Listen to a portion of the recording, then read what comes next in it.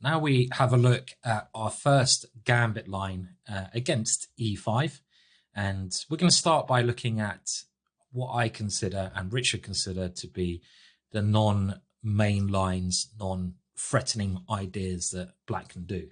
So we should be absolutely fine in every variation that we look at in this video. Now, the gambit we're starting with is this bishop c5 line, so the typical Gokyo piano, I suppose, after e5, knight f3, knight c6, bishop c4 to attack f7, most aggressive square. We're going to combine this with, obviously, d4. And now the two main moves, bishop c5 or knight f6. We're starting with bishop c5 here. Quite popular, like I mentioned, at top level, because it rules out any ideas of knight g5 and stuff, even though we're not going to be playing that. And the decision we're making once we've played our three moves, e4, bishop c4, knight f3, is when to play d4 and not to play d4. And in this position, d4 is not very effective. It's best to go for rapid development first and to castle. And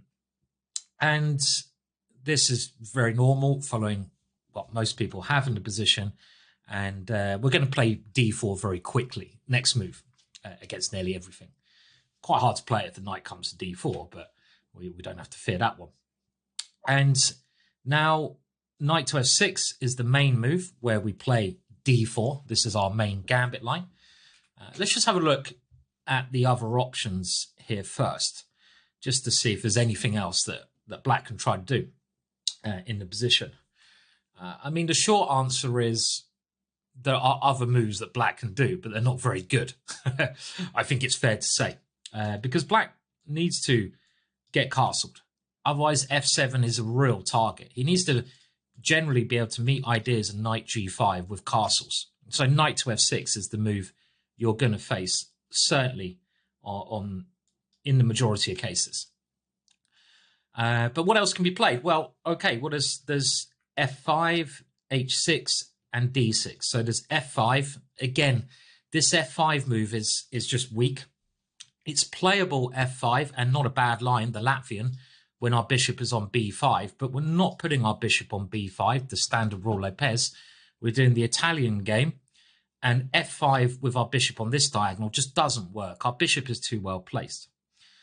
But we have to have a look at it. And then there's other options, like h6 isn't being played, but this is just far too slow. There's not any threat of us moving in here straight away, so why waste the tempo like that? And probably the most serious idea that black can play is d6, which makes the most sense to me. Black can at least try and get the bishop into the game that way. So let's get rid of the bad moves first. So f5 is a very rare move. And as normal, in these positions with the bishop on c4, we are trying to open things up. We're trying to keep our pieces fluid. We don't mind gambiting a pawn. And the move to play here is d4. And this is like a dream come true for the gambiteer, this move. This move d4, it just opens up the position. Our king, 100% safe. Our opponent's king, computer says no, is not safe at all. So this move d4 is blasting things open. And again, you know, Morphy's played this position before as white. And generally, the games where this happens, we're going back a number of years where openings have been developed. But a typical counter-strike in the center of the board. So what can black do here? Well, he has to take one of our pawns, really. And again, we don't need to look at every single possibility, but let's have a look at e takes d4 first. And in actual fact, Morphy in this position in 1857, and I did say we're trying to play like Morphy, played e5 in New York, which is certainly not a bad move, e5.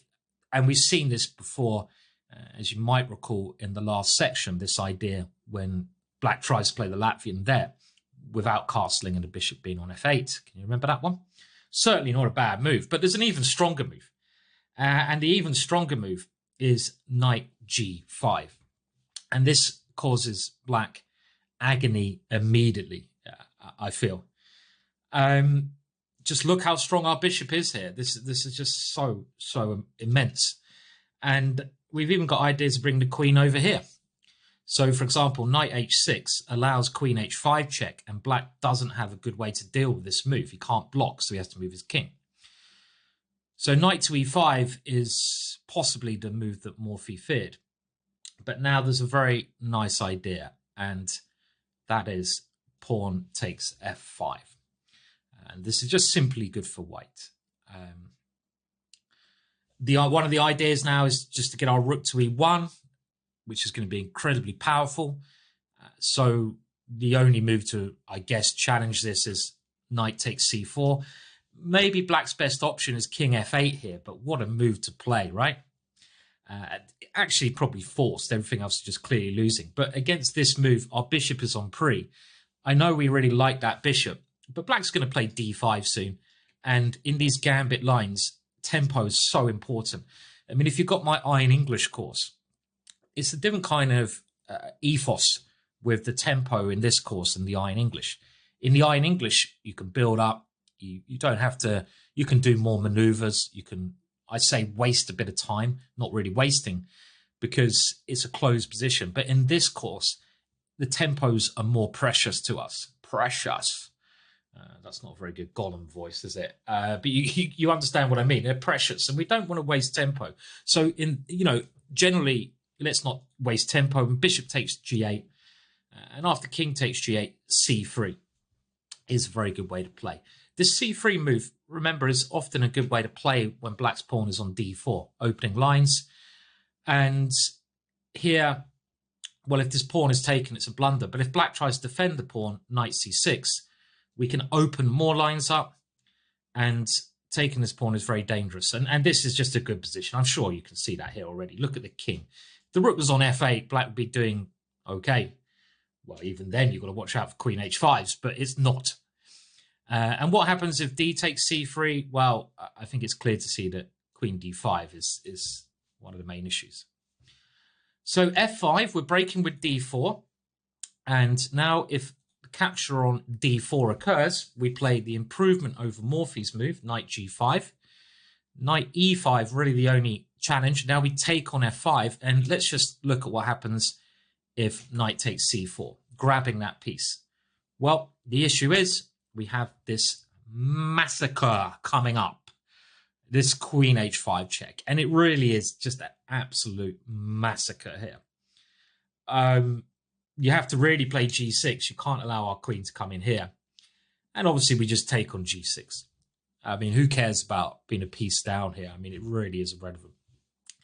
And we're going to go g7 next, and we can even just stop here. We're winning material and checkmating.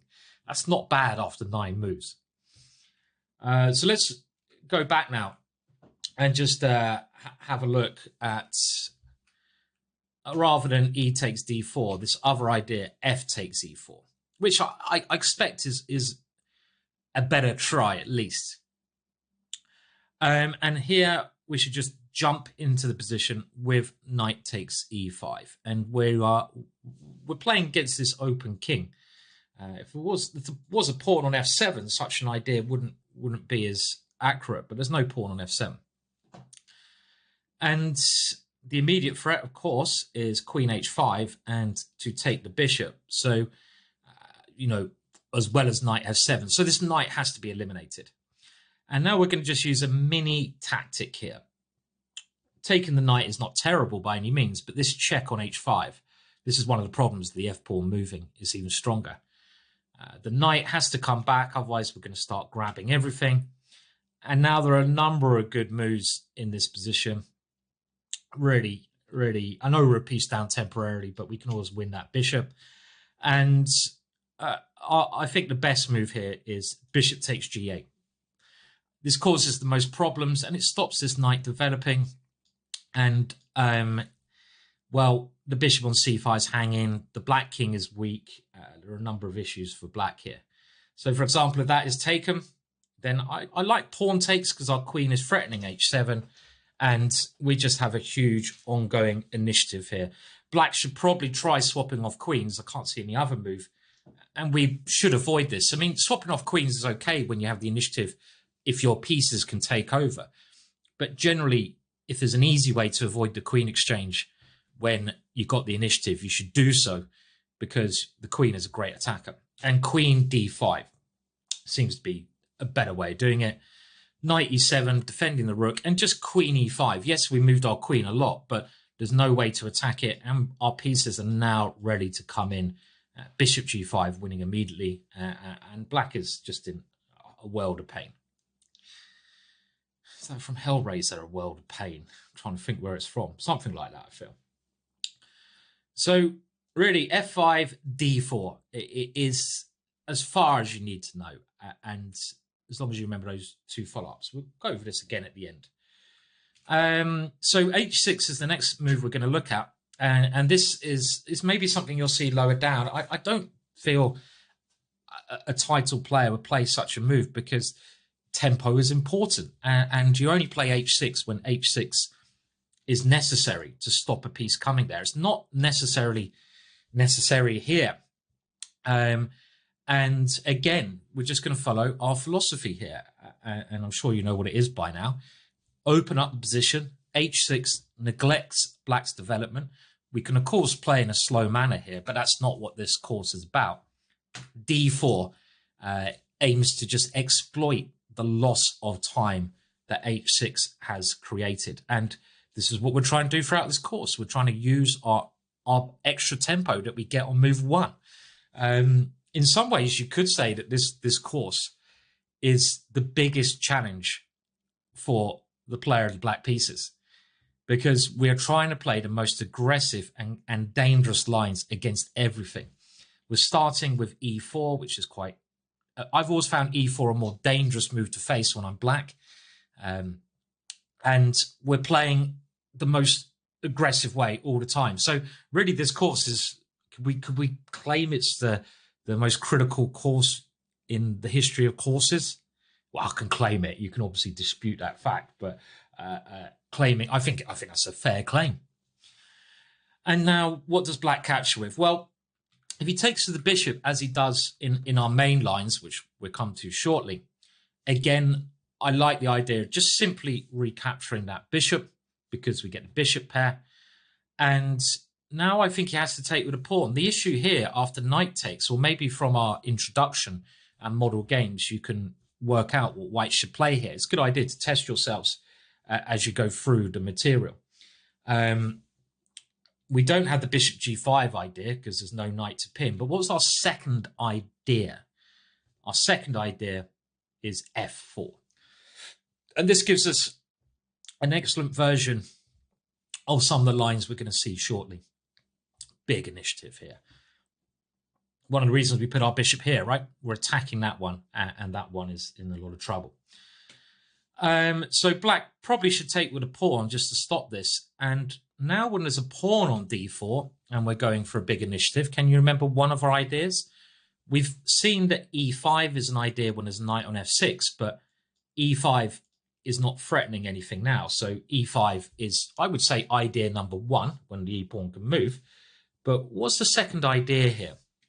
The second idea, which we've seen in the last video, c3. And this is a very common idea. It borrows things from the Danish gambit, which goes e4, e5, d4 takes c3. And it's a very common aggressive way to play, right?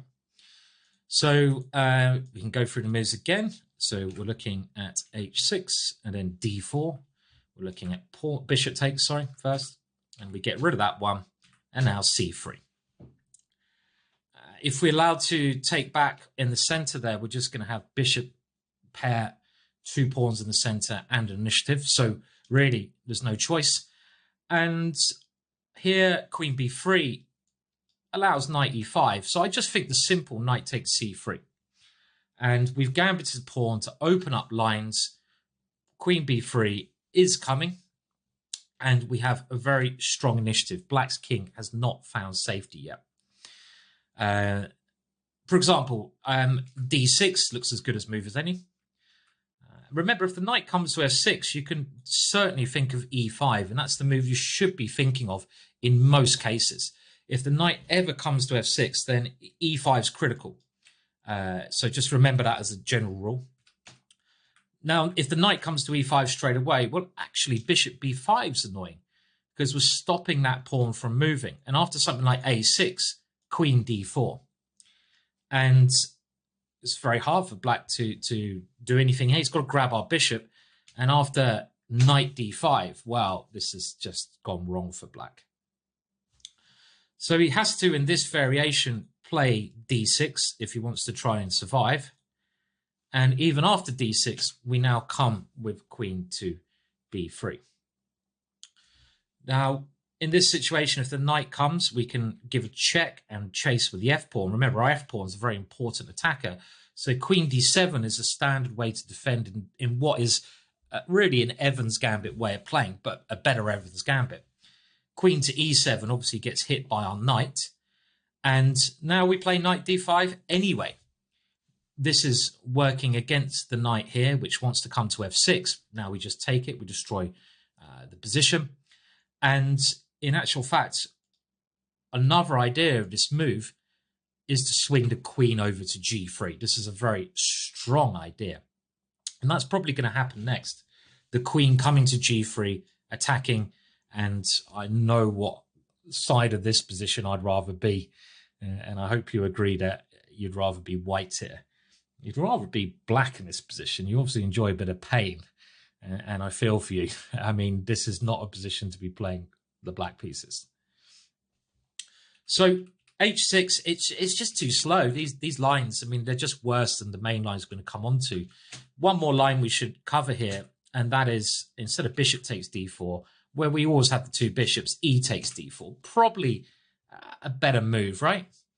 Now, what should you be thinking here? We've just gone over this, and again, we've got to remind ourselves the principles of what we're trying to do. e5 is hitting nothing, so we're not doing that here. c3. And we now actually even have an improved version of what is the Scotch Gambit.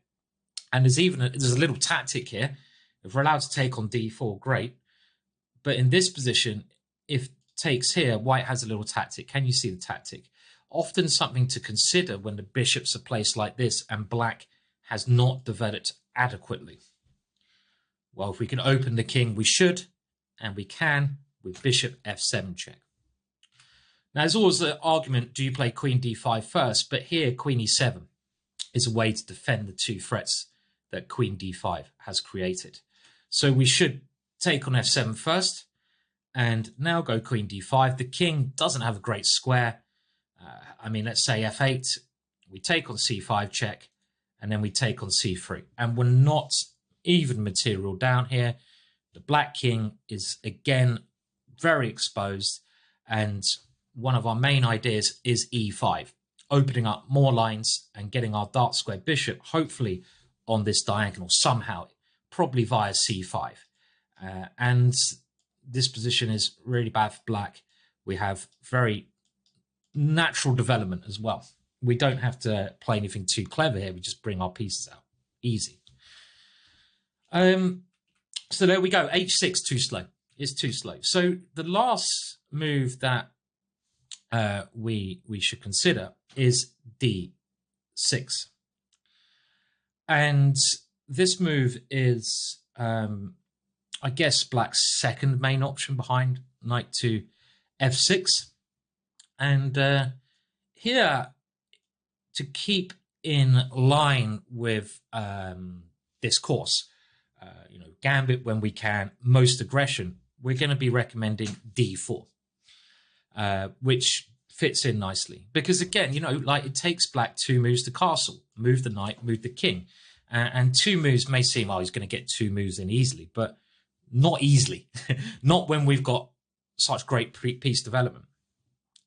Now, c3 is a slower option, just preparing to go d4. But this does allow bishop g4. And in this position, you can play like this. But and it is actually in the move trainer, I believe, if you want to check this line out. But I think it's easier for us to stick with our d4 idea. I mean, these lines should just be very easily better for white because we have h3. And in these positions, if you ever win the bishop pair, you're slightly better. And after bishop h5, we can now play d4 with the idea takes g4, which gives us a nice position. So this is something else you can play, but for this course, we're sticking with d4. And this comes and will transpose to the lines we're going to look at a little bit later on. So there's no independent value because after bishop takes, we're going to get this kind of thing a little bit later on. I mean, okay, I mean, just to I feel now I should cover c3 a bit more. Let's just have a look. So if knight f6 here, we go d4. And if the bishop ever goes back, then this is a more positional way to play. Let's just keep it simple. If you want to go for a small advantage, something like this takes. And even just going for this is a little bit better. And again, you can see why this is a bit more positional with bishop d3 here. And we're following up with knight to c4, some small edge. Again, I'm not going to go into these lines too deeply. Just a safe alternative. Not even sure why I'm giving you a safe alternative, really. So knight f6 here. If they take on this square, well, we got this nice center, knight c3, and with bishop g5 coming, again, I feel that it's very nice. One thing to note here, if bishop g4, maybe black's only tried to try and get this one, we go bishop e3, we contain this one, and now if the bishop takes here, we're very happy to take with the f-pawn. This is something I've seen European blitz champion Gawain Jones play, and a lot of Raul Lopez's, and this actually gives us more attacking potential in a lot of lines with the rook coming to g1. The white king is not weak at all because there's no black pieces that get into it. The white king will only be weak in such a recapture if you're not controlling the center. And this is actually a key thing to remember a lot of times when you move your g-pawn as black or white. You can often move your g-pawn. I'm thinking many different openings, the Stonewall Dutch, the Sicilian, bishop b5, which I do. You can often do something with your g-pawn if you control the center.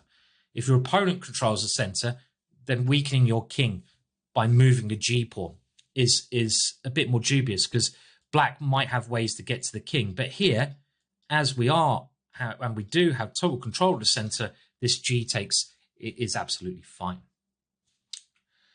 So let's go back and again, do we need to look at anything else there? I don't think so. I think all this is pretty covered. So we move on. I think just following up with that last idea of d6, d4, to give you a better feel of these positions, let's dive into the main move, which is knight to f6 here. And well, we know what to play now. If you're forgetting what to play here, then something's gone wrong. We're not playing slowly. We're playing d4. And this is called, and my pronunciation is terrible, but Koltonansky, Polish name, Koltonansky variation, as we've already seen. Again, I feel for me personally, being a bit dyslexic, or you know, I don't try to remember names of variations. I just try to remember the patterns. I don't feel that the names help me, but it is nice to give credit to the players who come up with the ideas. And obviously Koltonansky, who I believe has got some other variations named after him, strong international player in the olden days, or going back, should be credited at least for this. And the Koltonansky variation, it just immediately gains the initiative, and it immediately aims to cause black some problems, trying to seize it straight away. Well, and this is where we are actually going to agree, and I disagree. I don't like, generally disagreeing with other authors, and creating an opening thing is extremely hard. But I think we do have to just mention Unleash the Ball, the 1E5 course here, and I do want to, in that one, I know the author says that he basically says black is somewhat better after this move. And we are certainly disagreeing with that. We're not giving you variations where black is better in this e4, e5, not at all. You know, me and Richard's opinion is that black can probably equalize, but he can do that in nearly every line. Black can equalize. I won't even say probably, but he's got to be very careful. And if he doesn't play proceed with care, you know, that little warning, you're walking along a dangerous path, proceed with care. One slip and you're down the mountain. This is that sharp mountain road that we're creating for black to navigate. By the way, brilliant course, Unleash the Ball. I don't want to say, you know, it is really, really exciting course, and we're going to have disagreements between authors at some stages as well. I mean, it's very normal.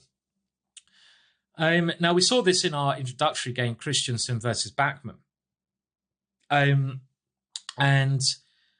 here, there's a lot of lines, a lot of different moves that we play. Now, we should mention that E takes D4 is leading to the max lang, and we're coming to this later on.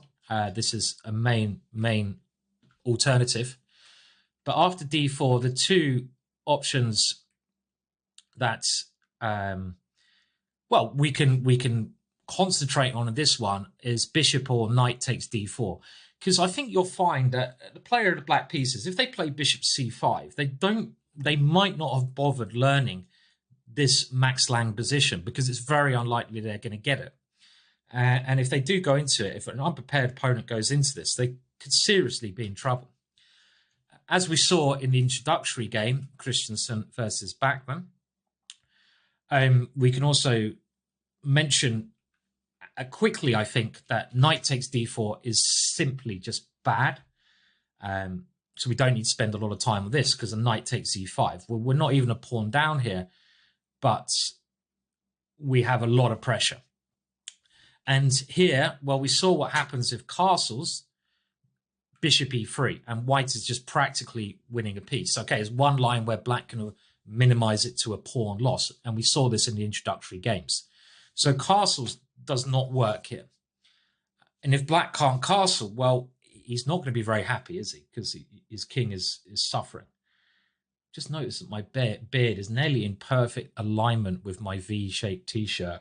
It's weird things that go on in your mind when you're concentrating on chess. I don't know if you guys get that. Those of you who have had the opportunity to play in international events, long play events over the board, like, you know, I've played hundreds, thousands of them, and you know, you're playing a 6-hour game, and obviously you're concentrating most of the time on the moves on the board, but sometimes the brain does drift. The worst one I had is when you get a horrendous song stuck in your mind. That's, I'm sure, it can lead to insanity.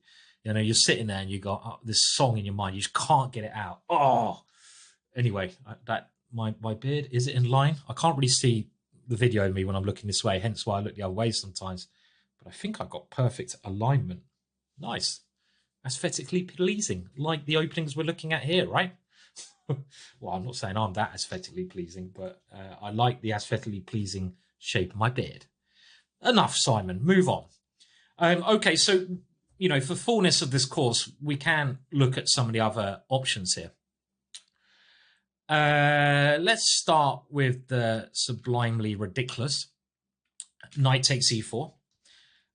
This is rather desperate. There's no reason that we shouldn't take here with a knight. And now Queen H4. And black is going rather gung-ho here. And it's not going to work. And the safest move here, we don't want to allow black any fun. So if we grab the rook, maybe it allows bishop D6, for example. The safest way to get a winning position is simply bishop E3. And this is just going to start eliminating all the pieces. Black has too many pieces on pre here. This is just easily winning. So let's get rid of the ridiculous.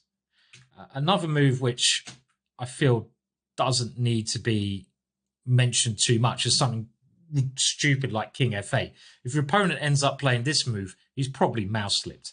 But I know Richard, who's done the work for this, is so comprehensive in his analysis. That's why You know, I'm very happy to be working with him because his work is just great. And I know he's going to cover, he's been the second of some fantastic players and his work is second to none. So I know you've got a good course here. And I also know from going over it myself, if he's including moves like King F8, whoa. Now, what else? Well, knight to E6 actually is looking a bit more sensible now, right? Because at least black's getting that knight away from the slightly exposed square it was on, and also defending our threats. And here again, I feel there's a number of good moves, but I feel like tempo is important. And because black's played this rather odd way, we should be trying to punish it. And actually here, bishop takes E6, I would be wanting to play. It gives black an immediate chance to go wrong as well. If he takes the D pawn, we can just swap queens and just win. So this does also force F takes E6, where now knight to D3 keeps the tempo up.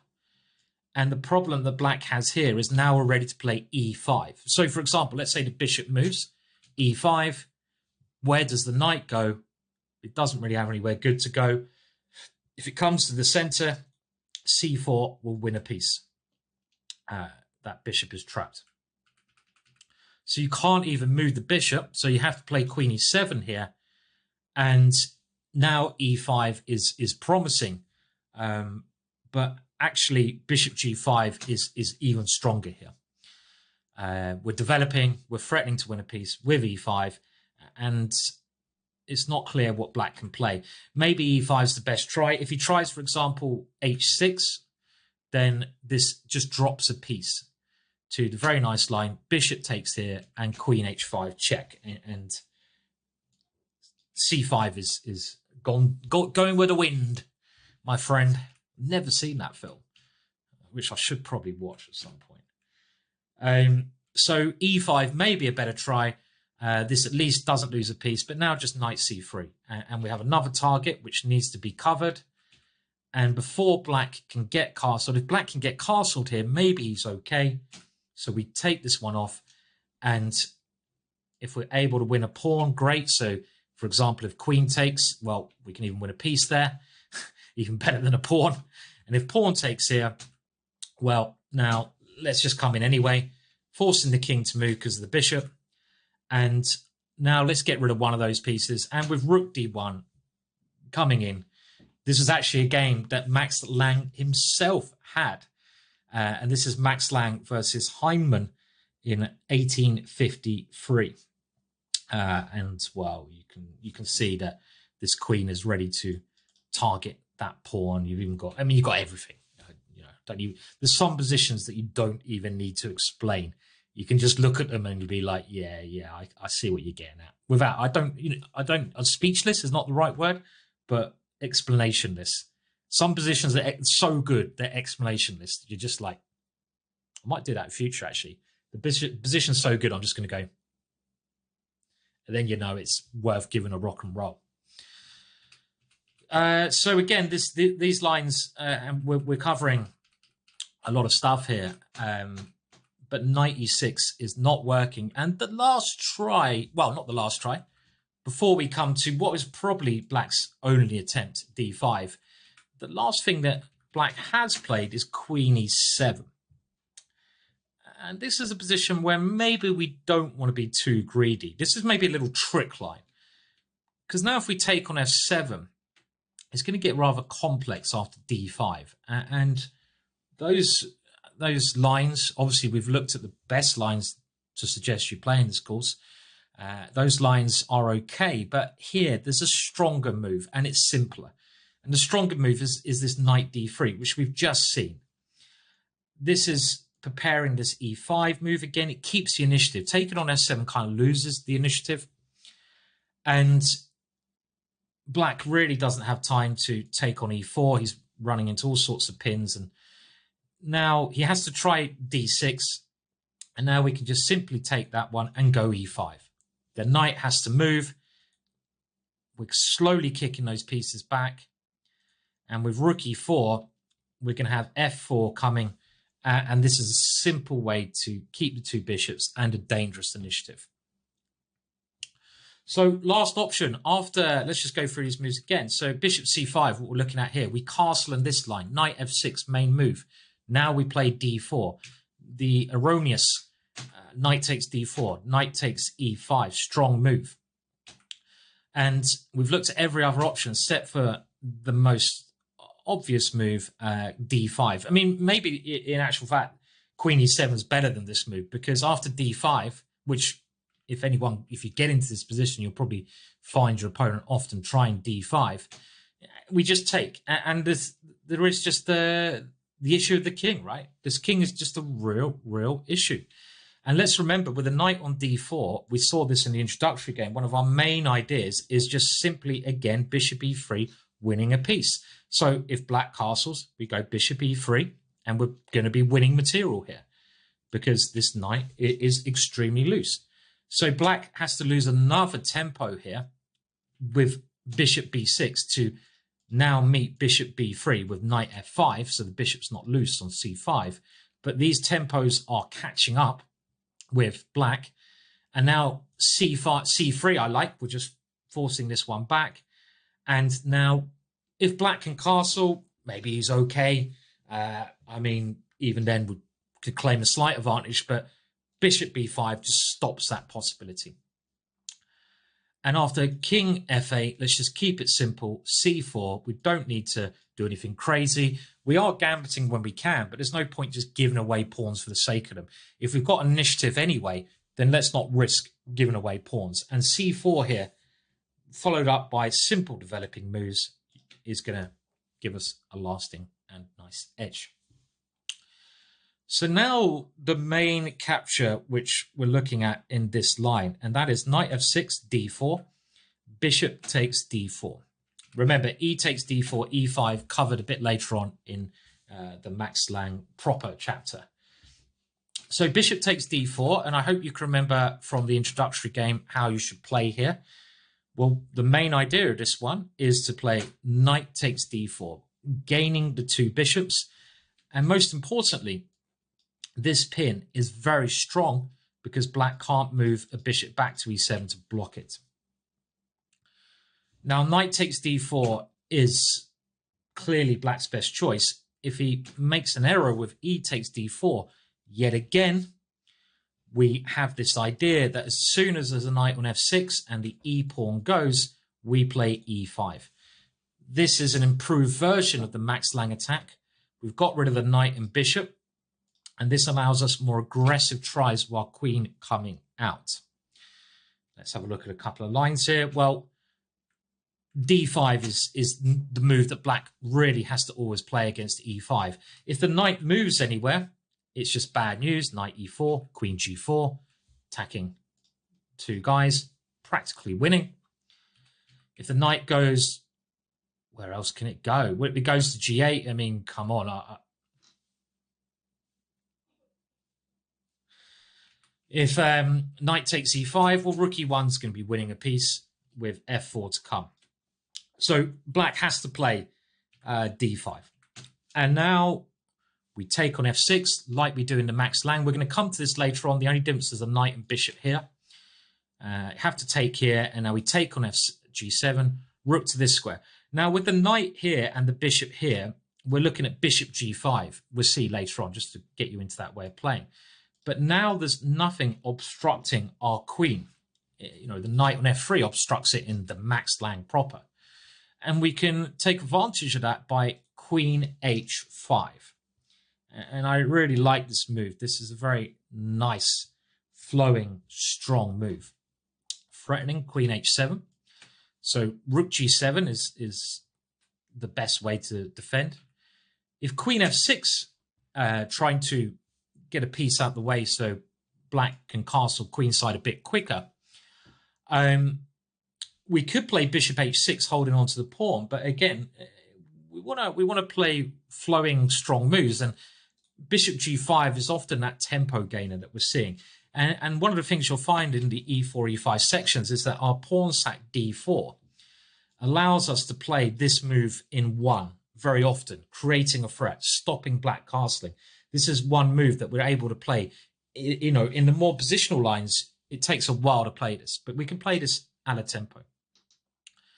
And now Queen G6 allows Rook here check. And if Bishop E6, well, actually the ending with Queen takes and Bishop F6 is very strong.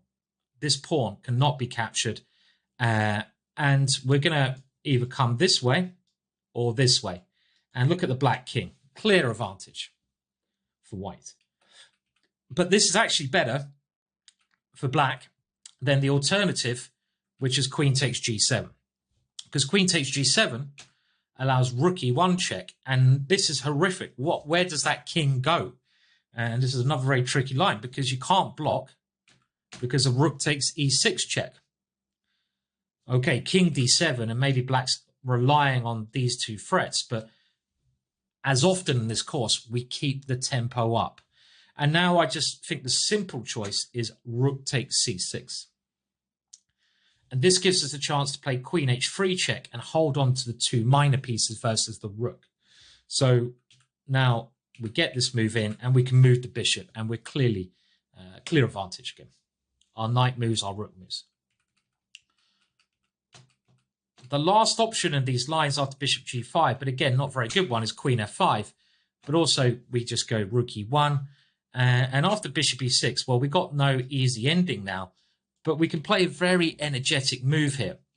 And the energetic move, which looks a little bit dangerous, but it at least forces the issue, is G4.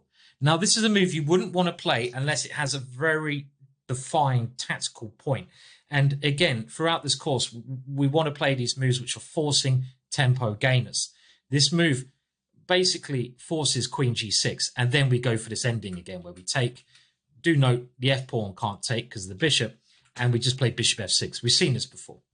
And our knight comes, and this is much better. Because if the queen goes to D5, well, we actually have the very, very naughty knight to C3. This occurred in Piscopo, Gori, Milan, 2009. And the issue with this one is, well, if it's taken, like, let's say this way, let me just see if there's any, well, I think just Rook D1 is crushing. The queen has nowhere to go because of this Rook E6, which could even just be checkmate on the next move. Simple win. So going back to knight takes going back to this position, if bishop takes D4, knight takes D4, and now E takes D4, we play E5. If D5 here, we take on F6, we go here, Queen H5. Now the last thing we need to look at is Rook takes G7. And now let's give a check, because there's no good way for black to defend this. One of the ideas of moving the queen here, we pin the F pawn, so the F pawn can't move. And black has to play something like knight here, because King F8 runs into Bishop H6. This, you can see how bad this is, right? And after knight E7, well, I like actually the move, and this follows our philosophy of an attacker. This is, if I was going to write a book on attacking play, one of my main philosophies, which I show a lot of examples, is when you're attacking, look at your pieces which are developed, your queen and rook. Ask yourself, can you, first of all, we're doing this in order, can you do anything with those pieces that wins something, like wins an attack against the king, wins material? If the answer is no, and it kind of is no here, look at bringing in reinforcements. Moving the bishop is very good, but the knight's also going to have to move, and bringing in reinforcements with this very nice subtle move, knight A3, is just very strong. Let's say bishop G4, well, queen E5, tempo gainer, all about the tempo in this course, rook G6, and now just queen D8, grabbing a pawn on D4, and again, let's stop here. This is clearly good. So now we move on to the main line. Now I know this is a big chapter. Sometimes we're going to have to do this to get everything covered. But the good thing is you will know if you go over these videos a couple of times in the Move Trainer, We really do have everything covered after doing this. And we're going to go to the main move now, which is, of course, knight takes d4. So as in the introduction, we go bishop g5. This is our most active developing move. And it's actually not the most common move. The most common move here is f4. So another reason I like bishop g5 is opponents might not be expecting this one. They might have only paired against f4. And this has also been favoured by a lot of very high-rated, strong players. As we saw, Dubov has played this a year ago. And the idea is still to play our f4 move, but we want to play it with this extra pressure. So h6 is looked at elsewhere. We saw after bishop f4 g5 in the introductory game, so we're not looking at that here. That's looked at in theory 1a1 chapter 4. I don't know how that's going to transpose to the chessable thing. Probably totally confused you there. That's one of the main moves. The other main move is d6. These are the two main options. And after f4, we saw this also in that introductory game. Dubov, Rajabov, where we get that very interesting ending. And this is also covered elsewhere. Again, if you can't remember these lines, look at the introduction. We'll come to it later on. But before we come to these, what I would consider the two main options, d6 and h6, let's just get the other stuff out the way. So other moves, first of all, what happens if black just castles, not really being aware of some of the problems that his position is under? Again, this is a popular choice at club level, but it's not really smelling the danger in the position. I mean, if your opponent gambits a pawn and then plays active moves, you've got to suddenly get your defense mechanisms up. You don't just, oh yeah, nothing to worry about here. It's only a war zone. I mean, it reminds me of that pretty horrendous story of when the Iraq war was on, and it really was a no-go place, Iraq. And a Japanese tourist, I believe, decided to go on a sightseeing tour, and he managed to get a plane into somewhere in Iraq, and he just started walking around Iraq in the middle of a war. What's going on, and he oblivious to the dangers, or maybe had a bit of a death wish, and obviously things did not end well for that poor chap. And this kind of reminds me of that. This is I don't want to say Japanese tourist variation, but it's not being aware of the danger variation, right? Oh, there's a war going on. Yeah, I just castle. I put my king over there. And after f4, it's black is really going to be suffering here. Let's see if black can defend, because this is a line you might get. Well, I mean, d6 has to really be in play, because otherwise we're just going to take, right? I mean, even something like knight e6, we're just going to take. And look how black's king is just getting opened up. Open sesame. So you have to play d6. And here, well, a couple of tempting moves, but I like the idea, again, bringing in the last reinforcement. Taking here and taking on f6 is there. But if we do that straight away, maybe black can defend. Let's bring in the last reinforcement, knight c3. If our knight gets to d5, it's game over. And now bishop e6 is actually the most commonly played move, but c6 is slightly better. Now it's time to take on e5. And here there's a couple of options. And we're going to go for a very subtle move here. So even in these tourist lines, I call them tourist lines, dangerous tourist lines. Even here, you've got to know a little bit of what you're doing. But again, if you get in this position, I mean, I think, taking on f6 and just floating your queen in here will give you a lot of success. But I feel there's an even stronger move here. And the stronger move is a very subtle move, but it's to do with potential problems on this diagonal. And it's just king h1. This avoids any annoying check, and it's one of the computer's top choices. And it actually is also saying to black, well, what are you going to do? I'm not really sure how you're playing this. I'm still bringing my queen over. Let's not worry about that. But I'm just going to get my king safe, so it will gain a tempo later on. And this is probably the strongest move. If now bishop e6, I would keep this bishop and just put it on d3. And one of our main ideas is not to take his straight away, because black can't get out of this pin, but it's actually to transfer to h4, get the queen to h4, and then rook takes f6 will be a killer, if you can picture that. If b5, well, okay, we come to d3 anyway. And again, given time, queen e1, go here. We don't need to release the pressure on that pin until we have to.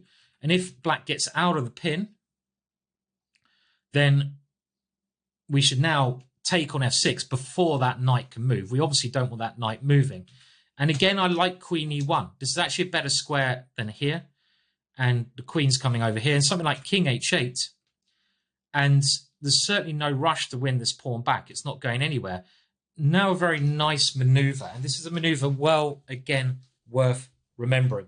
And this is going for the game in the German League 1995, Hund versus Kronovov. And the maneuver here I like is knight d1. And we just want to go knight e3, totally covering this square. And we're not in any rush. Remember, this course, we're gambiting, but we're not in a rush. Don't panic. Like more in the King's Gambit, you panic a bit more, but not in these Gambit lines because you've got lots of positional compensation. You just increase the pressure. And with knight e3, rook d1, get the rook on the open line, and c3 to come, chasing that knight away. This, to me, looks very, very pleasant, which I hope you agree. And at the right stage, obviously our knight is going to come into f5. So now you might also be thinking, well, instead of queen d6, what about knight e6, which is a way to at least, again, break the pin? I would not necessarily go bishop h4, as g5 is a bit annoying. And I think when we have to do something with that bishop, we should always go bishop takes f6, but only when we have to. There's another little rule on these lines. We shouldn't take on f6 until we have to. And now after here, just queen f3. And this position, we're not in a rush to take there. We will take there given a chance when we have a slightly better structure because of pressure there. But we want to just, again, think about our pieces. Well, our bishop is not great, I have to admit, but our knight has a lot more potential. And I think here I'd be thinking about knight e2 and then bringing this one again towards black's king if I have time to do that. I'd also be thinking about rook f2 and rook f1. So as we can see in these lines, I mean, castling is maybe just about playable. Let's go back to bishop g5, castling. It's maybe just about playable with d6, knight c3. If black tries c6 here. But our general rules are we want to, well, first of all, let's take on e5. I think this is a nice way because we don't want d5 to happen and play clever king h1. And when we get to this position, if we can get our queen to h4 to increase the pin, we do. If black somehow threatens to move his knight by moving his queen or tries to break the pin, then we have to double those pawns. And we just think about how we can not be in a rush to win our pawn back, but get this knight in the game. It either comes to g3 or it comes to e3. Just the things to bear in mind. The more common move after knight c3 is actually bishop e6, but this is inferior because now we take on e5. And I think it's clear to see that this one is losing for a number of ways. Probably rook takes f6 is the simplest, but also just taking with a pawn actually may be even better because we're keeping these threats alive. So you can't take that one now. Black has to take back. And now the reason why I consider bishop e6 inferior is because it still allows our knight to come in, knight b5. This knight clearly has to be captured. And here, pawn takes d5. We've changed the structure, but we've created some more issues for black. And two bishops are good, but again, this pin is the real issue. But the other issue black has now is c3, the c3 issue. There's no good way to stop that. Black, for example, should try c6, otherwise what are you going to do? And now just simply taking, knight takes, and in this position here, well, the simplest way you can, because our king, let's remember our king's here, so queen d4 is the difference here. That's why we played that king h1 move earlier. The simplest, therefore, is bishop takes f6. And this leads to a nice ending position for us.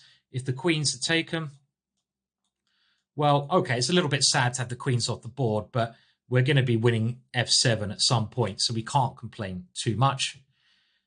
If the queens are not taken, then we get the chance to play bishop d3. And now, well, you can see that this is probably better for black to get the queens off and play a pawn down. He's not going to survive here.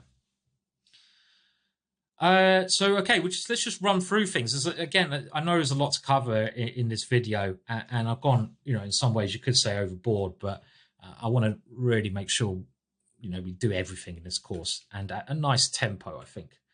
I'm trying to make, the way I try to make these learnings is I feel like if you, the user, does an hour a day, which is a lot to do a day. If you do an hour a day, so I don't want to make the videos necessarily longer than an hour. So we'll try to get this. It might be a little bit over this one. But if you do an hour a day, you've learned a hell of a lot in that hour. And just stick to that hour a day. And then maybe the next day, go over what you did the day before with the move trainer, looking at the video again. So you really get the points into your mind. I would say an hour a day. If you could do more, great. But an hour a day, I'm trying to think is enough to take you to the next level, give you a brilliant opening course. So knight f6, d4, bishop takes, we're now onto. We get rid of the bishop. We now pin bishop g5. And we're starting with castling, f4. And here, d6 played. We just go knight c3. This is good. And we've gone over this. So castling seems very helpful of black to play. So what about knight e6 straight away? Well, knight e6 straight away here makes more sense because we haven't managed to get this aggressive pawn in. And this is solid enough. I'll be obvious. I'll be obvious. I'll be don't know what the word is. I've lost my words. It is going to be over an hour, this video. I'm going to, transparent.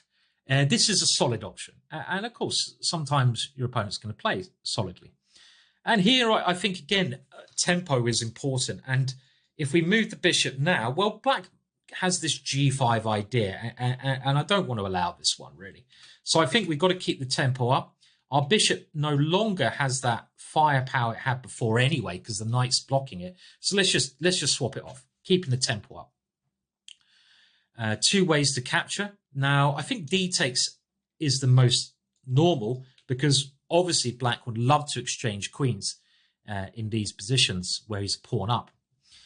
So let's have a look at the other option first. Well, here just f4 again is good enough. We don't need to think of really much more here. The point being, if pawn takes e5, when black is dead in the waters here. So you really got to take the d pawn. And now, of course, we don't swap queens. If you want to swap queens here, you go, oh no, please, no. Keep the queens on. And where is the most aggressive square for the queen? Well, it's f3. Johnny Hector actually in this position has gone queen e2, but I mean, I think there's nothing wrong with this move, which keeps the pressure up against f6, because, I don't really want to allow, this queen to get out of the pin. If it does now, we can win on f6. So now black should try to break the pin. Elsewhere, how does he get his, game on? We've got rook d1 coming. We can increase the pressure slowly. So h6 must be correct. And now bishop to h4. And here g5 finally breaks the pin. Well, let's have a look if he doesn't break the pin. If he goes queen e7, I still like rook d1 here. It's a good square for the rook. And now b6, aiming to attack the b pawn, has been tried. And here, queen c3.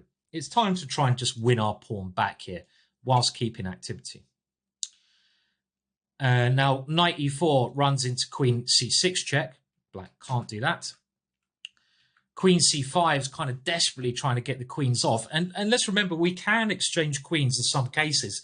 And this is one case where actually just taking the queens off and just playing f3. Yes, we're a pawn down, but we definitely have decent compensation in this position. We're very likely to regain one of those pawns with a much better pawn structure here. At least black's got the queens off here, but we can have a look a little bit more. For example, bishop b7. Now, knight a3. Again, we're not in a rush. Not in a rush. Our knight has ideas. And after a6, stopping that knight coming in there, which would be very annoying, just bishop f2 would be one decent way to play. There's also a very interesting way to play if you want to keep this sacrificial. This way keeps the tempo on, but actually bishop f6 is the computer's top choice, funnily enough. And after g takes knight c4, we quite like white's chances. And you might be thinking, well, hang on there, white's a pawn down here. But the problem is, this knight for black, this knight's dominating the bishop. And we're going to win a pawn back, most likely. For example, we have ideas just doubling the rook, dominating the file. We're not in a rush to win the pawn back. We have ideas of knight a5, knight here, and winning that pawn back. And this is actually very hard for black to play because he can't really allow us to win a pawn back. That knight dominates the bishop. So this is actually a nice returning this initiative into a positional advantage. Going back, again, I'm sorry, there's so much to learn in this line. This is with knight e6, bishop takes, and now after this, queen f3. And here, h6, and with queen e7, we go rook d1, b6, queen c3. And now what if bishop b7, not going for the queen exchange? Well, here we grab that pawn. Black has to break this pin now. Bishop g3. And the good advantage having the rook here is that black still can't get castled. If black could castle queenside here, black would be fine. If we get one more move in, we're obviously doing all right. So black should take this pawn. He can't take it with a knight. He has to take it with a bishop. And now knight c3. And this gives us, I feel, very nice compensation again. I mean, we could have also gone rook d2 first, but we're not really worried about that pawn. Because after bishop takes, we can go rook here. And again, black's got this main issue with his pieces. And we just increase the pressure. For example, rook here, knight d5. Coming in, all of our pieces acting very well, and this is a dangerous initiative. We can even play rook here and knight to b5 here as the other option, and yeah, this is working very well. So going back again, this is why in this line after bishop takes, d takes, queen f3, h6 here, if I was black, I'd play g5. I don't like that pin. Let's get rid of it straight away. Bishop g3. So this is one case where black has dealt with the pin. And now he's got to deal with that pawn. So knight d7. But there are other problems with black now. Discombobulated pieces. Weakened black king. The black king can't really castle now. Well, it can, and it probably will, but it's going to be weakened always.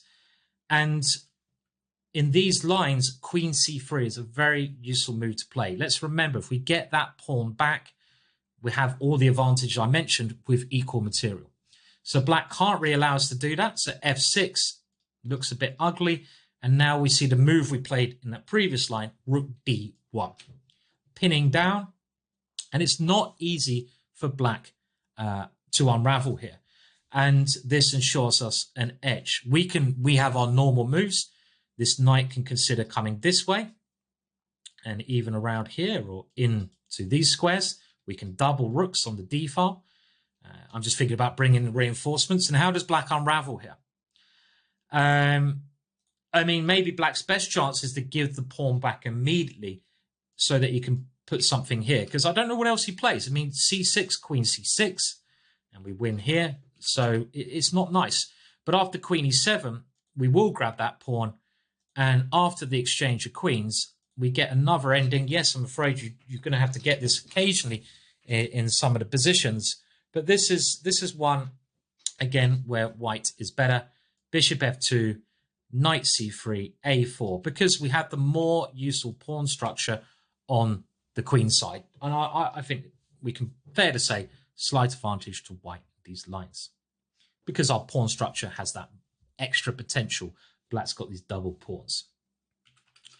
But saying that, of course, that line, as we saw, does get black into an ending. So black can only be slightly worse with knight to e6. He won't get crushed. Now, so we've looked at castles where we play f4. We've looked at knight e6, this solid idea. Only one more move we're going to look at here. The main move's d6 and h6 will be covered later on. And the last move I do want to mention is queen e7. This is actually quite a rare choice, but actually, I don't know, it shouldn't be as rare. And again, even though we could have sort of put this aside because not many people play it, we've done our things with computers. And this move is, funnily enough, one of Black's trickier ideas because he wants to come to c5. And it's by no means that bad. So what do we do here? Well, in this case, knight c3. Knight d5 is the idea, so we're really forcing c6, and otherwise our knight just jumps in, and now f4 anyway.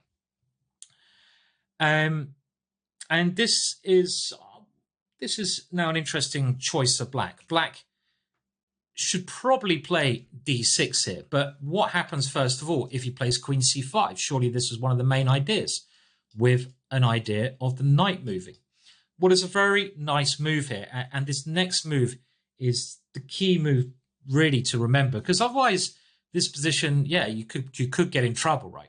So you've got to, again, keep the tempo up when Black's threatening to get out of the pin.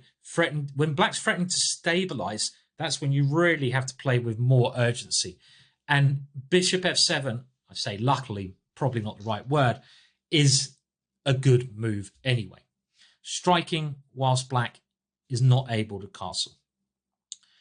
This has to really be taken. And now we take on e5. This is one line which has been a little bit trendy for a little bit, but I like White's positions. And now Black's got a little bit of Black's got to think, what does he do? Because if he takes on e5, which looks obvious, we just go bishop f4. And let's remember, if we win our piece back here, we've got everything we want in the position. Open f-file, e-pawn. And after queen c5, bishop e3, we're going to win that piece back with all those advantages. This one, e5 coming, and eventually queen in. Black's king is weak. So he can't do that, fortunately for us. So what else can he do? Well, knight to f3 has been played, but this is actually, and this might look like an issue, and this is another reason this line's quite attractive for White, because it seems like, oh, Black's winning another piece, but in actual fact, this is not Black's best move. Obviously, we're forced for choice here. I mean, we have to move here, and the issue that Black has is, well, okay, there's some horrible ideas. Let's say he takes here, of the queen coming in here check, which is actually pretty devastating when we take the knight next. So something like this is horrendous for Black. Yes, Black's piece up, but this knight is dropping, and we're coming in here, if not, or just doubling on the f-file. So you can't do that as Black. And if you go knight takes e5, again, we go this check here. Very dangerous initiative here. For example, king e7, there's a very subtle move here. And again, this is why some of these lines you have to know. And the subtle move is actually bishop h4. And this is not an easy move to find on the board because it's a backwards move. But the point is, after d6, queen g5. And we're now threatening g7 and f6. Very strong initiatives in all these lines. And if knight g6, e5 is the clever move. Again, you have to know these lines. We're going to win our piece back with interest, with an attack. If queen takes here, rook e1 is the killer point. Nice lines. So king e7, bishop h4, not an easy move to find, but this is a very strong move to find. And if knight g6, well, this beautiful move is, again, Morphy-like. Knight d5 is interfering F6 is about to drop, so it really has to be accepted. And the interference is that we can play E5 again, but now the queen is not playing. And H6 is the only try, but now again, we don't need to take this one straight away. A stronger computer line, bishop H4. And after D6, we actually now take here because we want our rook have access here. So it's a weird little tempo gainer, computer line here. And queen takes C2, rook C1, queen D3. Our rook comes in. This is all, I know, long analysis here, computer lines, but it's going to end up very good for us. Rook D1, and we have a long-term initiative here. Attacking all over the shop. Whew, complex though, I have to admit. Hard lines, right? Let's just go through that again. So the queen E7 move, very interesting and quite a trendy move at times, but not very well played, not very commonly played. We go knight C3 because we want this extra tempo. And this extra tempo allows us now to play F4, taking the gauntlet by, taking the bull by its horns. Queen C5, we have to keep going forwards, check. And after this one, we open it up. Our main idea is queen H5. Knight to F3 check is actually a slight mistake because after king H1, black is really struggling to defend against all our threats. The queen's coming here. If the knight moves, the last thing, queen takes E5, is simply met by queen takes F3. And this is the very nice point. We don't even take here. We can't take there because of checkmate. So black could get into this position thinking he's fine. But after queen takes F3, well, you have to take the bishop. Otherwise, we got the attack without any investment. We haven't had to invest any pieces. But after this one, now E5. And this, again, this E5 move, common idea. And one thing I really want you to note that in all of these lines, black hasn't managed to get these pieces out. So he's struggling. And the point of this one is, well, we're going to win the piece back, which will be very nice. And because if queen takes E5, this rook comes in, the queen doesn't have many squares to go to. And now knight E4 is actually even worse for black than allowing us to take on F6. And we're going to clean up down the F file here. All of our pieces attacking, and yes, we're a piece down, but Morphy would be blooming proud of us. Whew, breathe. I'll try to go over these again.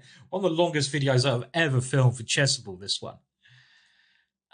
So F4, and this queen here, the best try that black has is in this position after pawn takes here, is knight to E6 check. Our king has to move, and now queen takes E5 forced. And this occurred in a game of the World Junior Championships between Ray Robson and Shah Yam. Very important game, Chennai 2011, when Ray Robson played the accurate bishop takes F6. The problem with rook F5 is that black can actually sacrifice the queen and get too much material for the queen here. So in this line, let's just go for it again. If black finds this knight E6 check, he needs this piece to defend. That's why the knight's a better move. And if he plays this move, we should go bishop takes F6. And after here, rook F5 is now better because he doesn't have that same way of sacrificing the queen. Yes, we're a piece down. And there's only one good defensive move here. And the only defensive move is queen D4. And Ray Robson's opponent didn't find this. The Ray Robson game went queen C7. And black quickly lost here after some natural attacking moves. Check, the king moves. Queen H4. Attacking this one, and again, look at black's development, rook F8, and just E5. And I think it's clear to see here that there's too many things going on. The knight coming to E4, and again, this is like very attractive attacking positions. This is just winning though. This one. So queen C7 was too passive, but had black found queen D4, there would have been some chance to defend. Queen F3 is actually quite interesting here, but I think we prefer the more aggressive lunge. If we can play a check, we will. King E7, the best move. The problem with King G7 is that e5 is a real issue immediately. On e7, the king can try to run to c7, but in these positions it can't. And if you take here, well, it's going to be checkmate in 2 moves. So e5 is very strong. We've got more pieces coming over. I think that's clear to see. So the king should try e7. And now rook d1. Develop with tempo. And here, well, queen b4 is the best try. And now again, we get e5 in. And a very interesting position comes about after king d8. And here, rook to f3. Sorry, that's if e5. If queen takes b2, sorry, we go rook to f3 first. And this one just keeps an eye on everything very nicely. And after king to d8, e takes f6, king here. We have a long-going initiative, queen f3. And this is, again, one of the lines you might need to know. Queen g3 with full compensation for the piece because of the ef pawn coming up the board. And again, if you want to double check these on the computer, you can. It will confirm our analysis. But this is the kind of position line I think you should be very happy to get. We have lots of good assets. We have a full attack. We've got ideas of a3, just trying to queen our pawn. a3 is a very strong idea because we're trying to undermine the d6 square to get through there. But these 2 points of the d6 target and our f pawn leave us with this big attack. And again, the computer will confirm that black is still has to be very careful here, and we're not worse than any of these lines. And this is with best defense from black. So let's go through this again. Queen e7 is a very interesting line. After here, c6, f4. Queen c5 is fascinating, but it's always white who's attacking. Now, d6 is the most popular choice, as happened in Hassanbef versus Barbosa, Rockville 2017.